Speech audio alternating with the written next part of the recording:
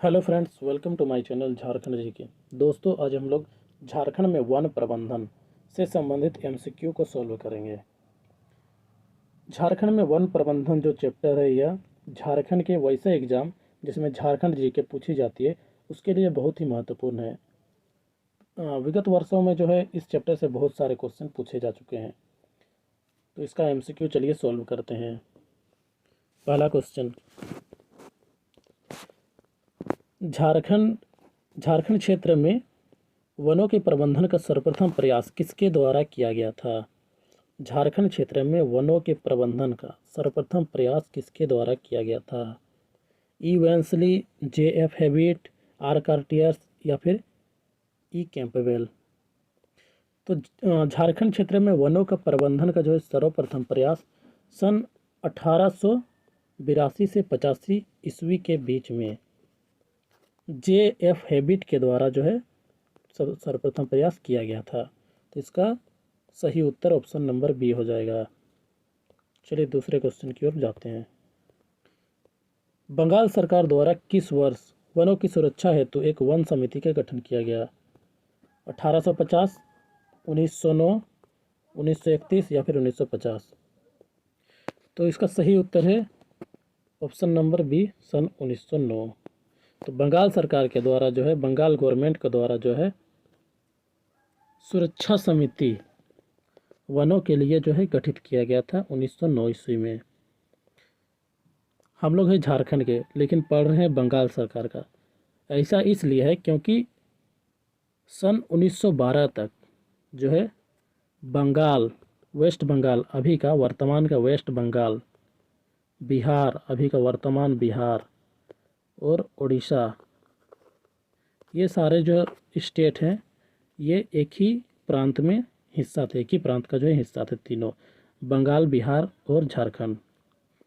सन 1912 में बंगाल प्रांत से अलग होकर बिहार प्रांत जो है एक अलग प्रांत बन गया।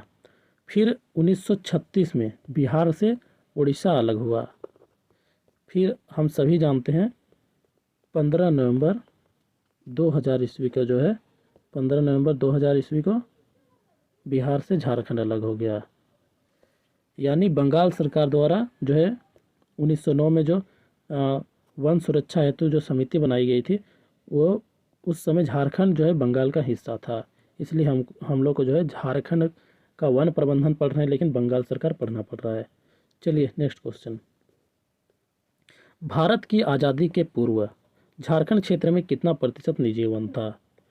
तो भारत की आज़ादी से पहले जो है जितना भी यहाँ का वन था या फिर पहाड़ पर्वत था, वो निजी लोगों के पास था। लगभग सब 5% छोड़ करके 5% गवर्नमेंट के पास था और 95% जो है प्राइवेट वन था।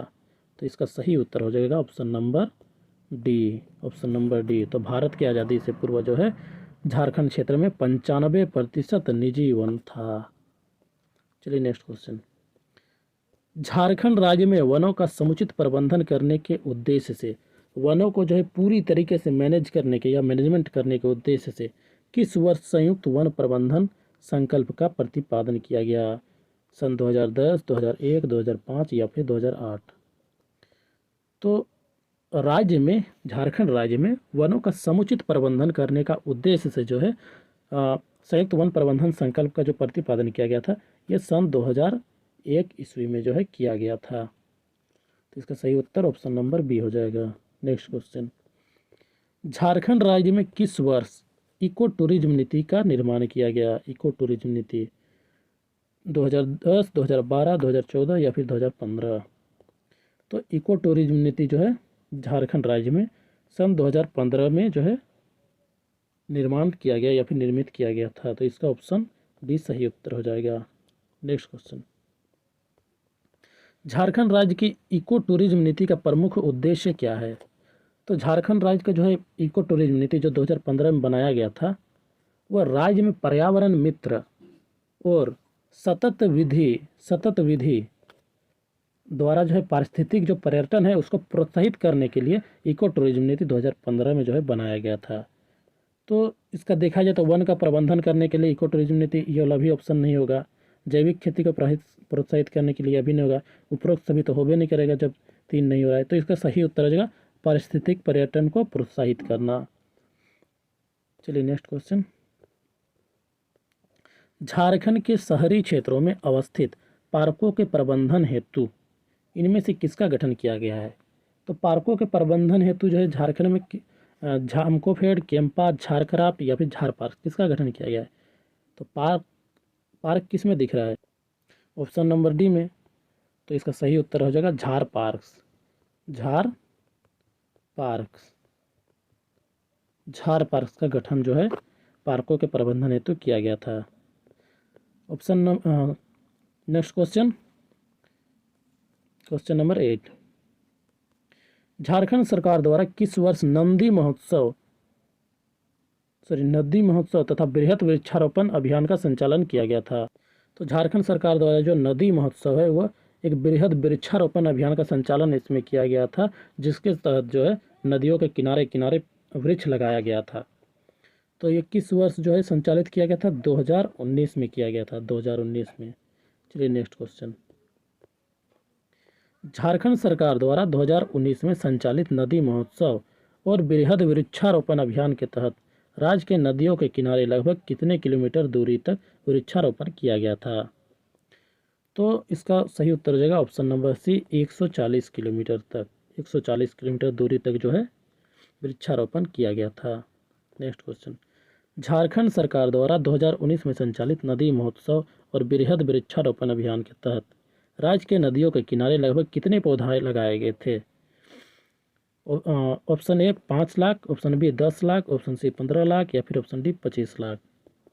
तो लगभग में इसका उत्तर जो है सी हो जाएगा, 15 लाख, क्योंकि एग्जैक्ट जो पौधे लगाए गए थे वो लगाए गए थे 15,36,660। तो देखा जाए तो सबसे नज़दीक ऑप्शन सी आता है, तो इसका सही उत्तर ऑप्शन सी हो जाएगा। चलिए नेक्स्ट क्वेश्चन। झारखंड सरकार द्वारा 2019 में संचालित नदी महोत्सव व बृहद वृक्षारोपण अभियान के तहत किस वन मंडल में सर्वाधिक पौधे लगाए गए थे? तो रांची वन मंडल में जो है 1,35,000 पौधे लगाए गए थे, और लगभग इतना ही जमशेदपुर में भी लगाए थे, 1,35,000। जबकि धनबाद वन मंडल में 1,09,140 पौधे लगाए गए थे। तो देखा जाए तो ऑप्शन ए और बी का सेम था, इसका सही उत्तर ऑप्शन नंबर डी, ए तथा बी दोनों हो जाएगा। Next question. झारखंड सरकार द्वारा 2019 में संचालित नदी महोत्सव और बृहद वृक्षारोपण अभियान के तहत रांची और जमशेदपुर वन मंडल में प्रति वन मंडल कितने पौधे लगाए गए थे? तो अभी बताएं। ऑप्शन नंबर डी, 1,35,000 पौधे। इसका सही उत्तर ऑप्शन डी। Next question. वन अधिकार अधिनियम किस वर्ष पारित किया गया था? जो वन अधिकार अधिनियम है वह कब पारित किया गया था? 2000 में, 2002 में, 2006 में या 2010 में? तो वन अधिकार अधिनियम जो है वो पारित किया गया था सन 2006 में। तो इसका सही उत्तर ऑप्शन सी हो जाएगा। Next question. वन अधिकार नियमावली को अधिसूचित किया गया था, तो कब किया गया था? वन अधिकार नियमावली को जो है सन 2008 में, यानी वन अधिकार अधिनियम 2006 में लागू हुआ। उसके बाद वन अधिकार नियमावली 2 साल के बाद, 2 वर्ष के बाद 2008 में जो है अधिसूचित किया गया था। तो इसका सही उत्तर हो जाएगा ऑप्शन नंबर डी, 2008 में। Next question. वन अधिकार अधिनियम के अंतर्गत वनवासियों को कितने श्रेणियों में विभाजित किया गया है?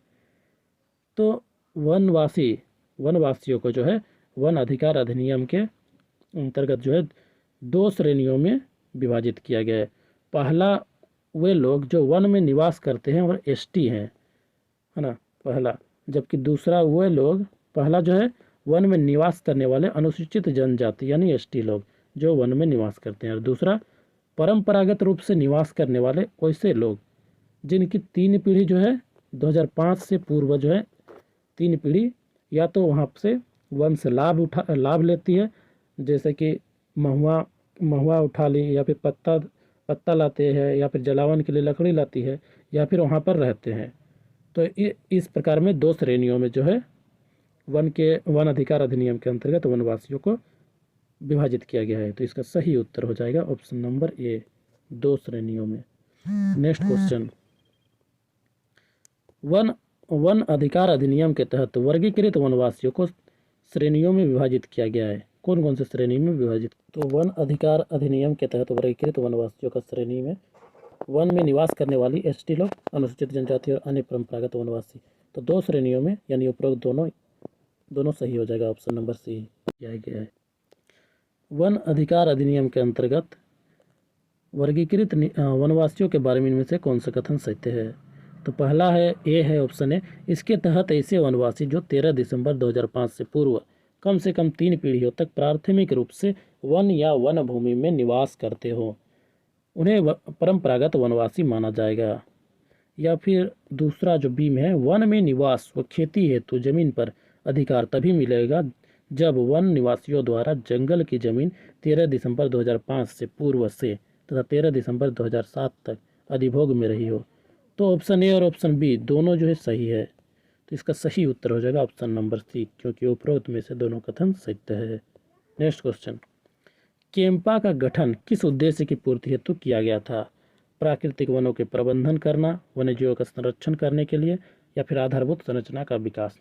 तो केम्पा का गठन जो है ये तीनों के लिए किया गया था, उपरोक्त में से सभी। ऑप्शन नंबर डी सही उत्तर हो जाएगा।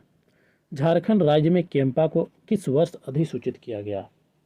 तो केम्पा को जो है झारखंड राज्य में सन 2009 ईस्वी में जो है अधिसूचित किया गया।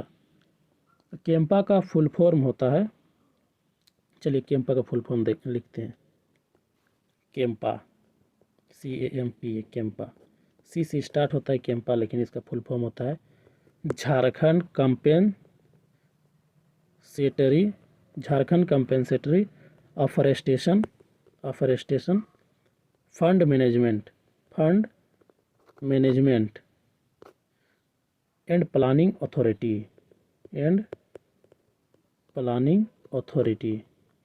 तो केम्पा का फुल फॉर्म हो जाता है Jharkhand compensatory afforestation fund management and planning authority. तो इसका गठन जो है या फिर इसको अधिसूचित किया गया था सन 2009 में। इसके साथ ही इस चैप्टर से लगभग सारे क्वेश्चन समाप्त हो चुके हैं। वीडियो देखने के लिए बहुत बहुत धन्यवाद।